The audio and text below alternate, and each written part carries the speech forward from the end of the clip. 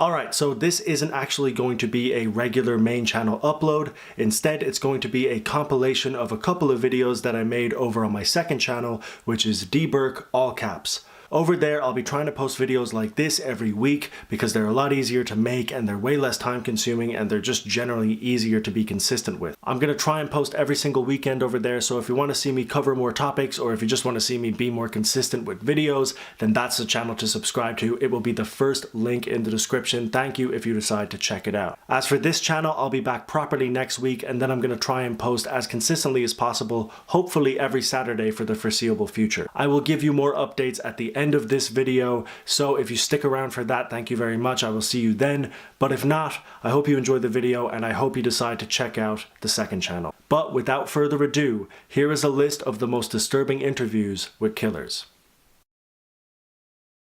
Paris Bennett was only 13 years old when he killed his 4-year-old sister Ella. He gave a disturbing call to 911, confessing what he had just done and was arrested soon after this. He gave an interview several years later where he detailed the crime, and while he did seem remorseful, it was difficult to take seriously considering the terrifying nature of his crimes. He seemed to possess some psychopathic tendencies, but in the interview he states that he is sane. He mostly talks about the length of his prison sentence, the toll it's taken on him, and the details of his sentencing. He rarely mentions his sister or the life she could have had, which doesn't really help his case. It's an interesting interview and has garnered some split opinions as to whether or not Paris Bennett was actually remorseful for his crime or if he was pandering to the justice system so that they would go easier on him.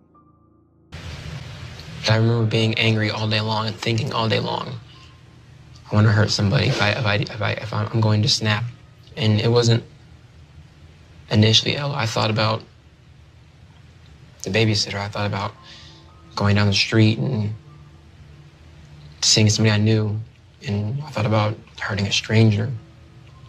I don't remember exactly what point I decided it's going to be Ella. For a few moments, for a few minutes after it happened, it almost seemed like it was a dream, like it hadn't just happened. Because I had left the room and everything, and I was just hyperventilating. And then I had walked back in and I had looked and I had seen Ella and what I did. And it hit me like a punch in the gut that no, I really just did that. And I called 911. Because I felt like I need to do something about this. Maybe they can do something. Maybe it's not too late. Monty Ralph Rissell, also known as just Monty, was a serial killer who killed 5 women in the 1970s. He was only 18 years old when he was sentenced to 5 consecutive life sentences, making him one of the youngest serial killers that decade. Obviously, with the case so interesting, people wanted to talk to Monty and figure out why he did what he did, but a substantial interview would not happen until Rissell was a fully grown man. This did not stop the interview from being as dark as any other interview with the killer. Robert Ressler, an FBI agent, was creating psychological profiles for these killers and spoke to Monty to try and figure out what made him tick. In the interview, Monty details his crimes, showing little remorse while doing so. It's a disturbing interview overall with the killer, who flew under the radar in terms of the public knowing him. But just because he is lesser known doesn't make his crimes any less chilling. It got worse with each one. I mean, not only in terms of violence. You get more authoritarian now? More, you're not negotiating anymore. No, it's more demanding, more power involved, just total control, domination. But I had such power and control over another human being. I mean, and that made me feel invincible.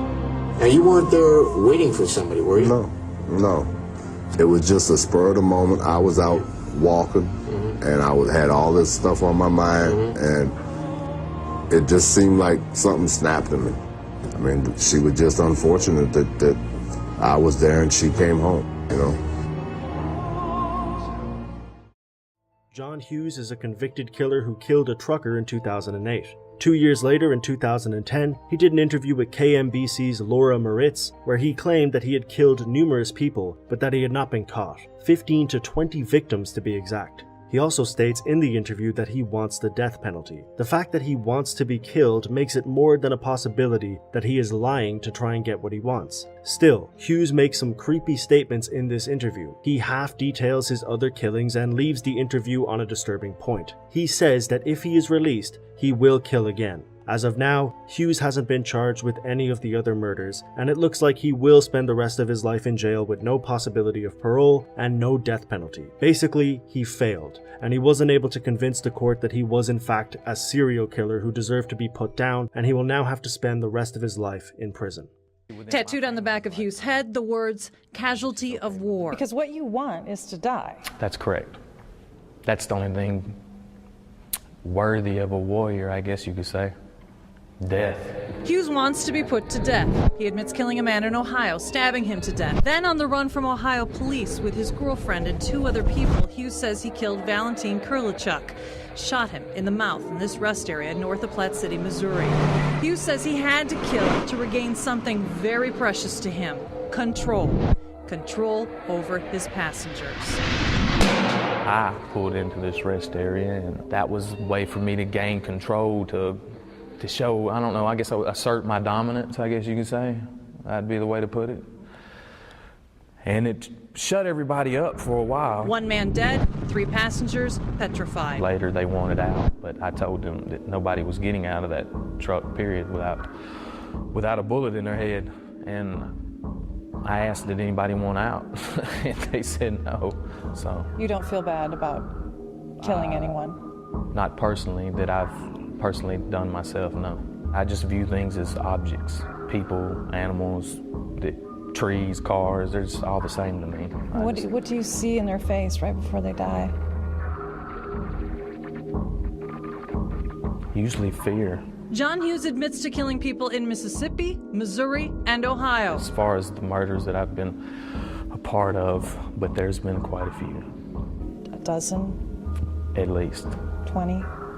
Under. So more around the 15? Somewhere around in there. Hughes doesn't believe in God, but he can recite the verse tattooed on his cheek from the book of John. Everyone that does not confess that Jesus Christ is come in the flesh is not of God, and this is the spirit of the Antichrist, which you have heard was coming and is now already in the world. According to the Christian Bible, everybody can't have the Spirit of God in them. So you don't have the Spirit of God? Not according to the Bible. If you're going by that route, no, I definitely do not. The tattoo of a lion on his forearm is how Hughes sees himself. I'm a lion, and I see everybody else as men. And releasing a lion from captivity, Hughes warns, would mean more killings. I wouldn't let me go, no.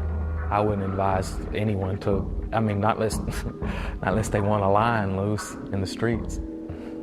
Because you'd kill again? More than positive. Ed Kemper was a serial killer who murdered 10 people from 1964 to 1973. When he was eventually caught, Kemper gave a number of interviews for investigative journalists and the press. While many killers use these interviews as a chance to profess their innocence and lie about something that's been said against them, Kemper was very straightforward, admitting to everything that he had done and speaking in a very candid manner about his actions. Kemper has an IQ of 145, making him a certified genius, so while he may be a cold-blooded killer, he is also a very intelligent and articulate man, which makes his interviews that much more chilling. In the documentary entitled Murder, No Apparent Motive, Kemper gives an interview where he speaks about his relationship with his mother, his methods of killing, and the other people who committed similar acts. It is a disturbing but strangely insightful interview from one of the most fascinating and chilling serial killers of the last few decades. You were involved in the campus because your mother worked there? Yes. I was also involved in killing co-eds because my mother was associated with college work, college co-eds, women, and had a very strong and violently outspoken position on men for much of my upbringing. My mother was a sick, angry, hungry, and very sad woman. I hated her, but I wanted to love my mother. And I watched the alcohol increase. I watched her social life drop off. I watched her get bizarre.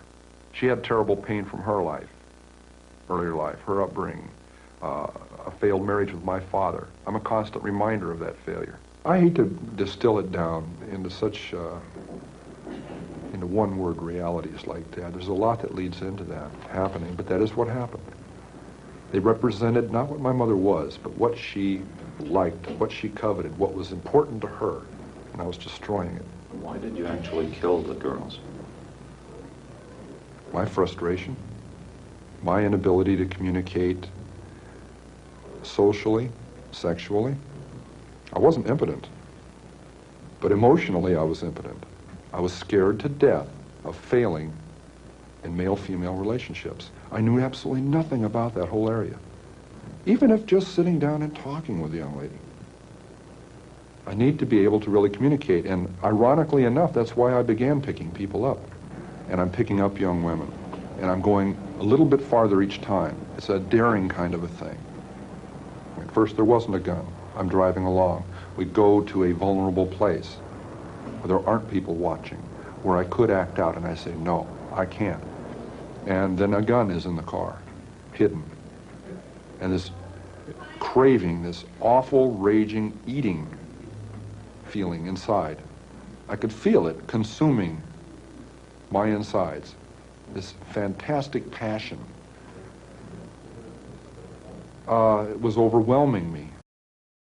On the 4th of June 2008, Travis Alexander was murdered by his ex-girlfriend Jodi Arias. Arias claimed that this was done in self-defense, but that immediately looked unlikely. Travis was stabbed almost 30 times and was also shot in the head, so convincing a jury of her peers that this was self-defense was going to be a monumental task, and of course, she failed and was sentenced to life in prison without the possibility of parole. She gave a substantial number of interviews before the trial, during the trial, and after it, and these interviews were all very similar. Arias would softly profess her innocence, play the victim, and act as if she did nothing wrong. Clearly, she was attempting to manipulate the press and the public perception of her, but luckily, this didn't work, and she was given a just punishment for her terrible crime.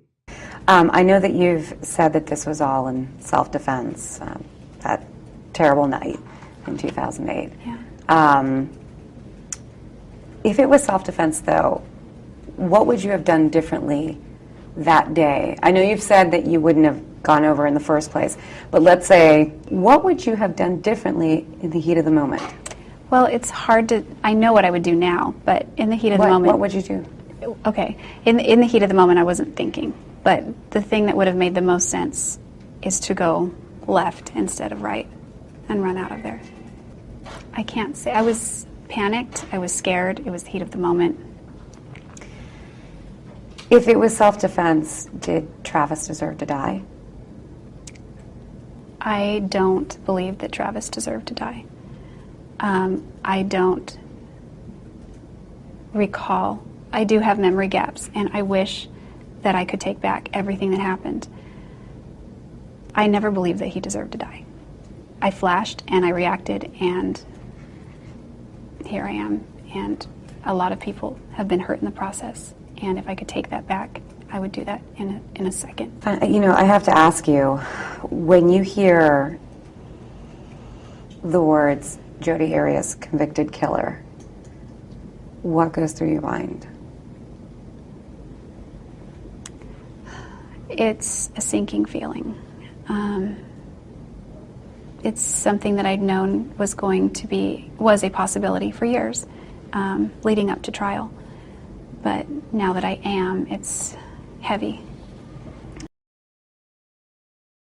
And that is it for this video. Thank you very much for watching. I hope you enjoyed. That's the kind of content I'm going to be posting every week or so over on the second channel, Dburk, all caps, like I said at the start. As you can see, there was a lot less scripting, there was a lot less editing, and if I'm being honest, there was a lot less quality. But that means I can be more consistent, I can cover more ground, I can cover more media. Also over on that channel, it's not monetized yet, so I don't have to worry about demonetization or copyright claims or anything like that, so I can just have the freedom to make make what I want, whereas over here I have to be more wary of what I'm posting and when I'm posting it, etc, etc. And I will be posting a proper, tightly edited, well-made list next week, and you guys can, you know, compare the differences and see why I'm posting those kind of lists on this channel and why I'm posting these kind of lists on that channel, because there will be a very clear difference, I think you'll notice. On top of that, I'm going to try and post the first episode of a new web series that I've been working on in 2 weeks' time, a week after I post that list.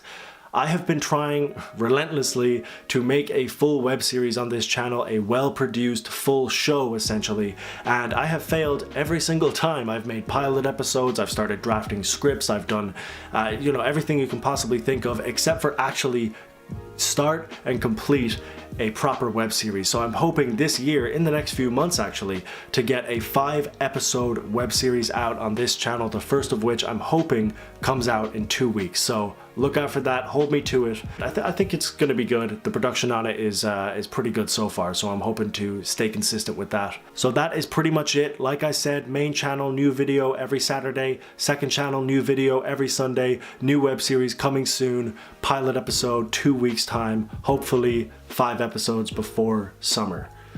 Ugh. Hopefully I don't look back at this video and realize that I failed every single thing I just said. Hopefully I can keep, you know, about 90% of my promises, but I can only do so much, so here's hoping, fingers crossed. If you want to keep up to date with anything on the channel, Instagram, Twitter, DeBurk321, that's where I'll be posting anytime I post a new video on the main channel or second channel, or any updates about the web series that I'm trying to make. That is pretty much it from me. I hope that you have a fantastic 2020. I hope that we have a fantastic 2020, and yeah, I'm looking forward to it, so have a good one.